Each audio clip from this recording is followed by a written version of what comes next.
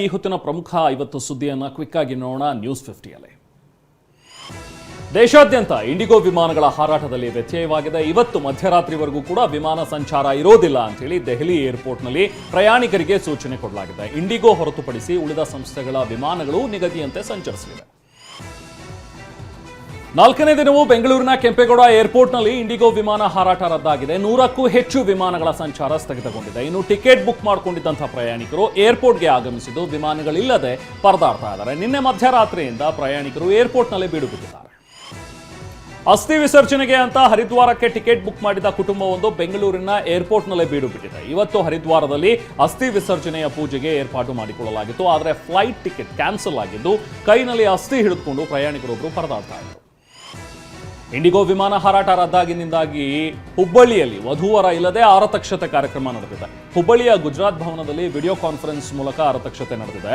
November 23ನೇ ತಾರೀಕು ಭುವನೇಶ್ವರದಲ್ಲಿ ಟೆಕ್ಕಿಗಳ ಮದುವೆ ಆಗಿತ್ತು. ಹುಬ್ಬಳ್ಳಿಯ ಮೇಧಾ ಕ್ಷೀರಸಾಗರ ಜೊತೆಗೆ ಭುವನೇಶ್ವರದ ಸಂಗಮ್ ದಾಸ್ ಆರತಕ್ಷತೆಯನ್ನು ಆಯೋಜಿಸಲಾಗಿತ್ತು. ಆದರೆ ಭುವನೇಶ್ವರದಿಂದ ಬೆಂಗಳೂರಿಗೆ ಅಲ್ಲಿಂದ ಹುಬ್ಬಳ್ಳಿಗೆ ವಿಮಾನ ಬುಕ್ ಮಾಡಿದಂತಹ ವಧುವರರು ವಿಮಾನ ಇಲ್ಲದೆ ಭುವನೇಶ್ವರದಲ್ಲಿ ಉಳಿದುಕೊಂಡಿದ್ದಾರೆ. ಇನ್ನು ಪ್ರಯಾಣಿಕರಿಲ್ಲದೆ ಕೆಂಪೇಗೌಡ ಏರ್ಪೋರ್ಟ್ನಲ್ಲಿ ಬಿಎಂಟಿಸಿ ಬಸ್ಗಳು ಖಾಲಿ ಹೊಡಿತಾ ಇವೆ. ಏರ್ಪೋರ್ಟ್ನಿಂದ ವಿವಿಧೆಡೆಗೆ ಸಂಚರಿಸುವ ಬಿಎಂಟಿಸಿಯ ವಾಯು ವಜ್ರ, ಕೆಎಸ್ಆರ್ಟಿಸಿ ಫ್ಲೈ ಬಸ್ಗಳು ಪ್ರಯಾಣಿಕರ ಆಗಮನಕ್ಕಾಗಿ ಕಾದು ಕುಳಿತಿವೆ. ಆದರೆ ವಿಮಾನಗಳ ಸಂಚಾರ ಸ್ಥಗಿತದಿಂದಾಗಿ 3 ದಿನಗಳಿಂದ ಬಿಎಂಟಿಸಿ ಬಸ್ಗೆ ಪ್ರಯಾಣಿಕರೇ ಇಲ್ಲದಂತಾಗಿದೆ. ತಾಯಿಗೆ ಚಿಕಿತ್ಸೆ ಕೊಡಿಸೋದಕ್ಕೆ ಅಂತ ಅಹಮದಾಬಾದ್ಗೆ ತೆರಳೋದಕ್ಕೆ ಬಂದಂತಹ ಮಗ ವಿಮಾನ ಹಾರಾಟ ಕ್ಯಾನ್ಸಲ್ ಆಗಿದ್ರಿಂದ ಪರದಾಡಿರುವಂತಹ ದೃಶ್ಯ ಬೆಂಗಳೂರಿನ ಏರ್ಪೋರ್ಟ್ನಲ್ಲಿ ಕಂಡುಬಂತು. ಅಹಮದಾಬಾದ್ ವೈದ್ಯರ ಅಪಾಯಿಂಟ್ಮೆಂಟ್ ತಗೊಂಡಿದ್ದಂತಹ ಮಗ ಇವತ್ತು ಕೆಂಪೇಗೌಡ ಏರ್ಪೋರ್ಟ್ನಲ್ಲಿ ತಾಯಿಗೆ ಕರ್ಕೊಂಡು ಬಂದಿದ್ದಾರೆ. ಆದರೆ ಏರ್ಪೋರ್ಟ್ಗೆ ಬರ್ತಾ ಇದ್ದಂತೆ ವಿಮಾನ ಕ್ಯಾನ್ಸಲ್ ಆಗಿರೋ ಮೆಸೇಜ್ ಬಂದದ್ದನ್ನು ನೋಡಿ ತಾಯಿ ಮಗ ಆತಂಕಕ್ಕೊಳಗಾದರು. ಇಂಡಿಗೋ ವಿಮಾನಗಳ ಹಾರಾಟದಲ್ಲಿ ವ್ಯತ್ಯಯ ಹಿನ್ನೆಲೆ ಪ್ರಯಾಣಿಕರು ಆಕ್ರೋಶ ವ್ಯಕ್ತಪಡಿಸಿದ್ದಾರೆ. ಟಿಕೆಟ್ ಕೌಂಟರ್ ಬಳಿ ಜಮಾಯಿಸಿರುವ ಪ್ರಯಾಣಿಕರು ಇಂಡಿಗೋ ಸಂಸ್ಥೆ ವಿರುದ್ಧ ಸಿಡಿದೆದ್ದಿದ್ದಾರೆ. ಮುಂಜಾಗ್ರತಾ ಕ್ರಮವಾಗಿ ಟರ್ಮಿನಲ್ 1ರಲ್ಲಿ ಹೆಚ್ಚುವರಿ ಪೊಲೀಸ್ ಸಿಬ್ಬಂದಿಯನ್ನು ನಿಯೋಜಿಸಲಾಗಿದ್ದು ಅಹಿತಕರ ಘಟನೆ ನಡೆಯದಂತೆ ಪೊಲೀಸ್ ಬಂದೋಬಸ್ತ್ ಮಾಡಲಾಗಿದೆ. ಬೆಂಗಳೂರಿನಲ್ಲಿ ವ್ಯಕ್ತಿಯೊಬ್ಬ ಅನುಮಾನಾಸ್ಪದವಾಗಿ ಸಾವನ್ನಪ್ಪಿದ್ದಾನೆ. ಅಂದಾಜು 2 ವಾರಗಳ ಹಿಂದೆ ಸಾವನ್ನಪ್ಪಿರುವ ಶಂಕೆ ವ್ಯಕ್ತವಾಗಿದ್ದು ಕೊಳೆತ ಶವ ಮನೆಯಲ್ಲಿ ಪತ್ತೆಯಾಗಿದೆ. ಮಂಜುನಾಥ್ ನಗರದ 3ನೇ ಕ್ರಾಸ್ನ ಬಾಡಿಗೆ ಮನೆಯಲ್ಲಿ ಶವ ಪತ್ತೆಯಾಗಿದ್ದು ಹಾಸಿಗೆ ಮೇಲೆ ಮಲಗಿರುವಂತೆ ಮೃತದೇಹ ಪತ್ತೆಯಾಗಿದೆ. ಅಕ್ಕಪಕ್ಕದ ಮನೆಯವರಿಗೆ ದುರ್ವಾಸನೆ ಬಂದ ನಂತರ ಈ ಪ್ರಕರಣ ಬೆಳಕಿಗೆ ಬಂದಿದೆ.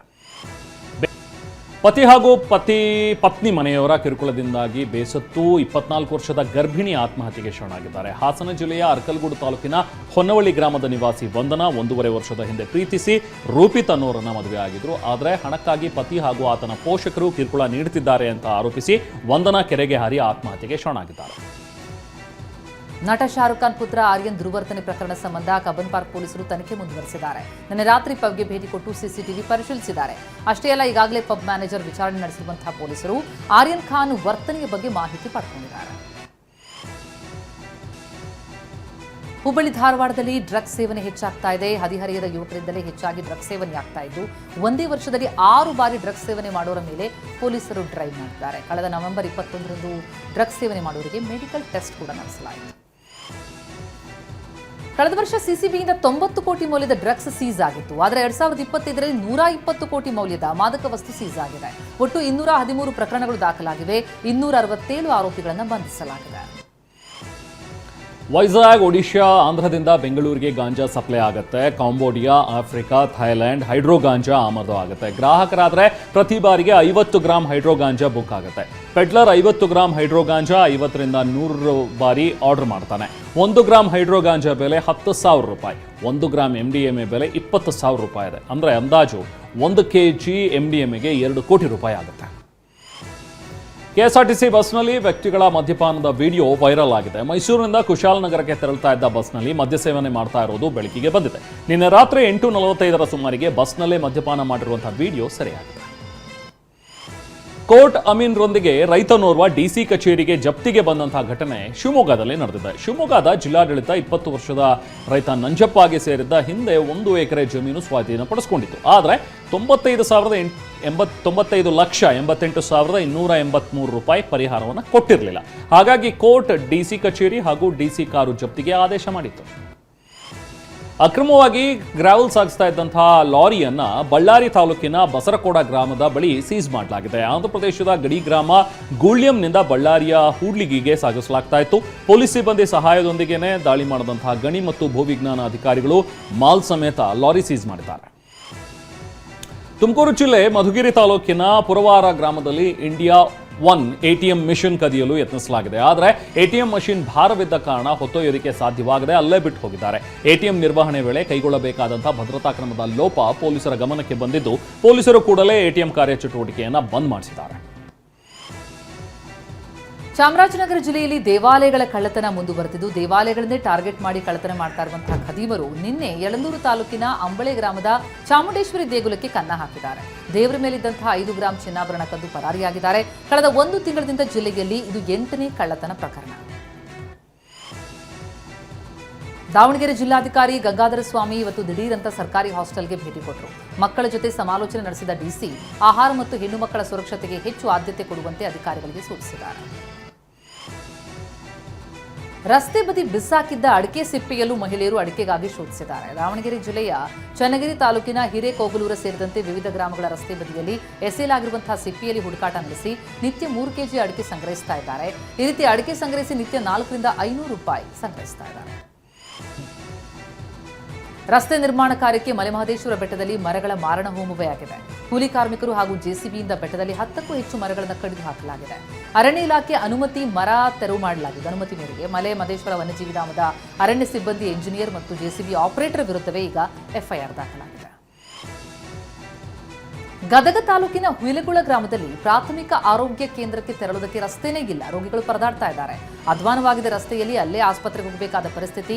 ಅಷ್ಟೇ ಅಲ್ಲ, ಮಳೆಗಾಲದಲ್ಲಂತೂ ನೀರಿನಿಂದ ರಸ್ತೆ ಜಲಾವೃತವಾಗುತ್ತೆ.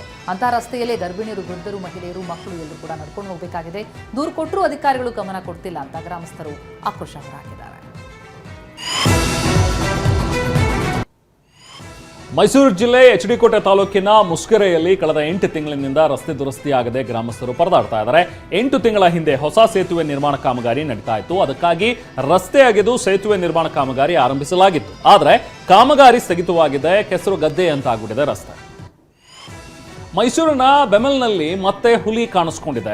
ಹುಲಿ ಕಾಂಪೌಂಡ್ ಹಾರುವಂತಹ ದೃಶ್ಯ ಸಿಸಿಟಿವಿಯಲ್ಲಿ ಸೆರೆಯಾಗಿದೆ. ವಾರದ ಹಿಂದಷ್ಟೇ ಬೆಮೆಲ್ ಸಮೀಪ ಕಾಣಿಸ್ಕೊಂಡಿತ್ತು.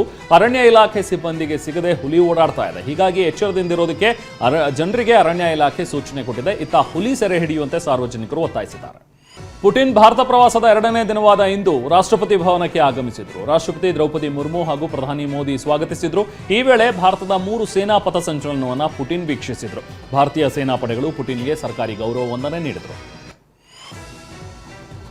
ಪುಟಿನ್ ಜೊತೆ ಮಾತುಕತೆ ವೇಳೆ ಪ್ರಧಾನಿ ಮೋದಿ ಶಾಂತಿ ಸಂದೇಶ ನೀಡಿದ್ದಾರೆ. ಭಾರತ ಯಾವತ್ತೂ ಶಾಂತಿಯ ಪರವಾಗಿರುತ್ತೆ, ಇದು ಶಾಂತಿಯ ಯುಗವಾಗಿದೆ ಅಂತ ಉಕ್ರೇನ್ ಮೇಲಿನ ಯುದ್ಧ ಉಲ್ಲೇಖಿಸಿ ಮೋದಿ ಶಾಂತಿ ಮಂತ್ರ ಪಠಿಸಿದ್ದಾರೆ. ಮೋದಿ ಶಾಂತಿ ಮಂತ್ರಕ್ಕೆ ರಷ್ಯಾ ಅಧ್ಯಕ್ಷ ಪುಟಿನ್ ಭರವಸೆ ಕೊಟ್ಟಿದ್ದಾರೆ. ರಾಜ್ಘಾಟ್ಗೆ ಬಂದಂತಹ ಪುಟಿನ್ ಗಾಂಧಿ ಸ್ಮಾರಕಕ್ಕೆ ಹೂಗುಚ್ಛದ ಮೂಲಕ ನಮನ ಸಲ್ಲಿಸಿದ್ರು. ಈ ವೇಳೆ ಸಂದರ್ಶಕರ ಡೈರಿಯಲ್ಲಿ ಮಹಾತ್ಮ ಗಾಂಧಿ ಬಗ್ಗೆ ಹಾಡಿ ಹೊಗಳಿದ್ದಾರೆ. ಗಾಂಧೀಜಿ ಜಗತ್ತಿಗೆ ಮಹಾನ್ ನೇತೃತ್ವ ಕೊಟ್ಟಿದ್ದಾರೆ. ಹೊಸ ಜಗತ್ತಿನ ಬಗ್ಗೆ ಗಾಂಧೀಜಿಗೆ ದೂರದೃಷ್ಟಿ ಇತ್ತು. ಸಮಾನತೆ, ಗೌರವ, ಅಹಿಂಸೆಯಿಂದ ಜಗತ್ತನ್ನ ಇರಬೇಕು ಅಂತ ಅವರು ಬಯಸಿದ್ರು. ಗಾಂಧೀಜಿ ಆದರ್ಶವೇ ಭಾರತ ರಷ್ಯಾ ಸಂಬಂಧಕ್ಕೆ ಆಧಾರ ಅಂದರು. 2 ದಿನಗಳ ಕಾಲ ರಷ್ಯಾ ಅಧಿಪತಿ ಭಾರತ ಪ್ರವಾಸ ಕೈಗೊಂಡಿದ್ದಾರೆ. ಈ ನಡುವೆ ಪುಟಿನ್ರ ಔರಸ್ ಸೆನಾಟ್ ಕಾರು ಎಲ್ಲರ ಗಮನ ಸೆಳೀತಾ ಇದೆ. ಈ ಕಾರು ಚಲಿಸುವಂತಹ ಕೋಟೆಯಂತಿದ್ದು ಅಮೆರಿಕ ಅಧ್ಯಕ್ಷರ ದಿ ಬೀಸ್ಟ್ ಕಾರಿಗೆ ಸೆಡ್ ಹೊಡೆಯುವಂತಿದೆ. ಪ್ರಧಾನಿ ಮೋದಿಯವರ ಅಧಿಕೃತ ನಿವಾಸಕ್ಕೆ ಪುಟಿನ್ ಭೇಟಿ ಕೊಟ್ಟಿದ್ರು. ರಷ್ಯಾ ಅಧ್ಯಕ್ಷರನ್ನು ಆತ್ಮೀಯವಾಗಿ ಸ್ವಾಗತಿಸಿದ ಪ್ರಧಾನಿ ಮೋದಿ ಭಗವದ್ಗೀತಾ ಪುಸ್ತಕವನ್ನು ಉಡುಗೊರೆಯಾಗಿ ಕೊಟ್ಟಿದ್ದಾರೆ. ಅದನ್ನ ಸೋಷಿಯಲ್ ಮೀಡಿಯಾದಲ್ಲಿ ಹಂಚಿಕೊಂಡಿರುವ ನಮೋ ರಷ್ಯಾ ಅಧ್ಯಕ್ಷರಿಗೆ ರಷ್ಯನ್ ಭಾಷೆಯಲ್ಲಿ ಭಾಷಾಂತರಗೊಂಡಿರುವ ಭಗವದ್ಗೀತೆಯನ್ನು ನೀಡಲಾಯಿತು. ಗೀತೆಯ ಬೋಧನೆಗಳು ಪ್ರಪಂಚದಲ್ಲಿರುವ ಲಕ್ಷಾಂತರ ಮಂದಿಗೆ ಸ್ಫೂರ್ತಿ ಕೊಡುತ್ತೆ ಅಂತ ಬರ್ಕೊಂಡಿದ್ದಾರೆ. ನಾಳೆ ಭಾರತ ಹಾಗೂ ದಕ್ಷಿಣ ಆಫ್ರಿಕಾ ನಡುವೆ 3ನೇ ಏಕದಿನ ಪಂದ್ಯ ನಡೆಯಲಿದೆ. 3 ಪಂದ್ಯಗಳ ಸರಣಿಯಲ್ಲಿ 2 ತಂಡಗಳು ತಲಾ ಒಂದೊಂದು ಮ್ಯಾಚ್ ಗೆದ್ದು ಸಮಬಲ ಸಾಧಿಸಿವೆ. ನಾಳೆಯ ಪಂದ್ಯವನ್ನು ಗೆಲ್ಲುವ ತಂಡ ಸರಣಿ ಕೈವಶ ಮಾಡಿಕೊಳ್ಳುತ್ತೆ. ಭಾರತದ number 1 sleep partner Peps India Limited 20ನೇ ವಾರ್ಷಿಕೋತ್ಸವ ಆಚರಿಸಿಕೊಂಡಿದೆ. ಮಹದೇವಪುರದ ತಮ್ಮ ಶೋರೂಮ್ನಲ್ಲಿ ಸಂತೋಷದಿಂದ ಕೇಕ್ ಕತ್ತರಿಸಿ 20ನೇ ವಾರ್ಷಿಕೋತ್ಸವ ಆಚರಿಸಿಕೊಂಡಿದೆ. ಪೆಪ್ಸ್ ಬ್ರ್ಯಾಂಡ್ನ ಅನೇಕ ವಿಧವಾದ ಶ್ರೇಣಿಯಲ್ಲಿ ಪೆಪ್ಸ್ ಹಾಸಿಗೆಗಳು ಕೂಡ ಲಭ್ಯವಿದೆ. ಇವರ ಹಾಸಿಗೆಗಳು EMI ಜೊತೆ ಉತ್ತಮ ಡಿಸ್ಕೌಂಟ್ನಲ್ಲೂ ಕೂಡ ಸಿಗುತ್ತೆ.